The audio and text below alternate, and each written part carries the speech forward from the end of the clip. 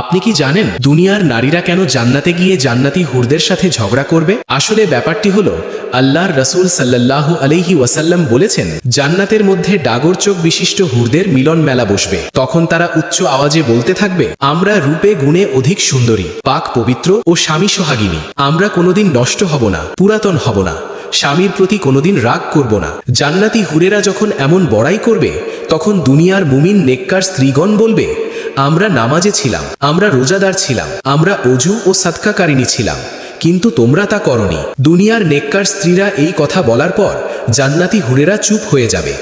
হযরত আয়েশা রাদিয়াল্লাহু তাআলা আনহা বলেন, অবশেষে দুনিয়ার স্ত্রীরই বিজয়ী হবে। এখন ওইসব মা বোনদের জন্য সুসংবাদ, যারা দুনিয়াতে নামাজ, অজু, গোসল, পাক পবিত্রতা ও সাদকাতে কোনো ত্রুটি করত না। তারাই হবে জান্নাতের রূপে গুণে সেরা ও মর্যাদার অধিকারী। তাদের মূল্য জান্নাতি হুরের চেয়েও অনেক বেশি।